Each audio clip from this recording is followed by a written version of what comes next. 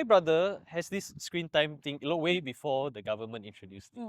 Only because he does not want to use the iPad as a crutch to like, hey, keep quiet, kid. Okay. So he has, instead of using the iPad, they have other, I guess, more engaging means. So he uses like Lego or books. So actually, my nephew is reading my old comic books. Yeah, and so even today, they will seldom ask for the iPad because they are more used to looking for the book, looking for the jigsaw puzzles, looking for craftings. Then on the weekends, he makes sure that they organize, like family camping, family outing, so that there's engagement with. From your observation of like your relatives and like people that you encounter, like how do you think that The screen time thing. like how does it affect spiritually or Because it falls under the virtue of temperance, you see. So the virtue of temperance moderates all legitimate pleasure. So actually, it's not just screen time. Anything that you find enjoyable, should be kept within reasonable limits. moderation? Yeah, moderation. So if let's say you like to cycle, for example, if you spend 8 hours of the day cycling, that's also a little bit excessive. Unless you're of course competing, and that's your state of life, or your livelihood. But if it's not, then the time should be well spent towards other things also. So even if you love reading, I don't think you should be spending 8 hours a day reading. You have to. Everything has its place, in our life. So moderation would be, I guess, the key.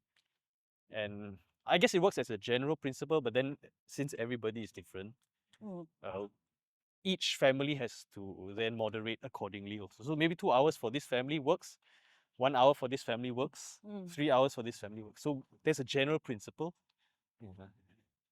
I think the government also have a hard time. Like, last time when everybody eat very unhealthy, then they need to have like, how many cups of fruits and vegetable thing.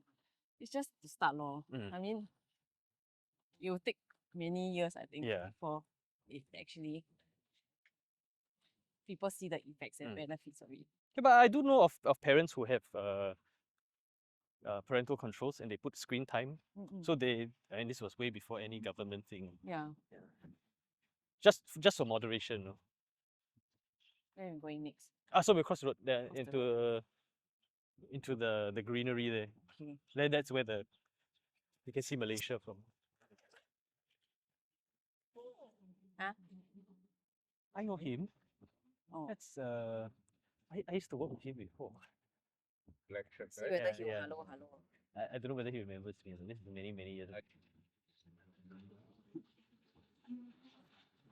What were your formative years like? I think my formative years were filled with a lot of love. I am very blessed in this sense. I grew up with in a family that was, I suppose, not strict but disciplined. My parents would not tolerate nonsense. I was not allowed to speak Singlish at home, for example. We cannot use la, we cannot use other Singlish. So at home, that was the rule set by my parents. Okay. But they were not overly strict, not micromanage. In fact, when I chose my university degree, they gave me a great deal of freedom. I think more than the average Singaporean family would.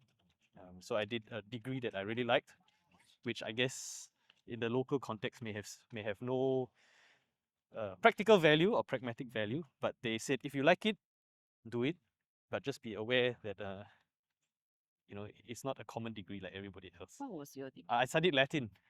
Oh. So then my mom asked me, will this put food on the table? I said no. Okay, as long as you recognize that fact. You should answer her in Latin, yes. Certe, certainly. Yes. Yeah, but then in my formative years also, I think the environment was the same. It was well disciplined, firm, but also gentle. And that's something that I've come to appreciate because it allows the human person to grow.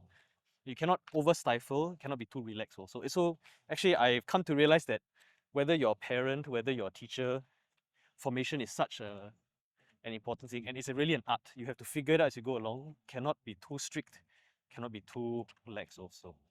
Yeah, to allow human flourishing. Because we want each individual to be the best version of himself. You have to be the best version of yourself. You cannot be me, I cannot be you. So we really have to look at each individual and let them blossom. And I find that my parents somehow they managed to do that. So my siblings and I are completely different, but I think we're the best version of ourselves so far in the here and now. I mean, of course, there's always room to grow and develop more. So yeah, it was filled with a lot of love. Next episode, Father Reggie and I talk about vacations.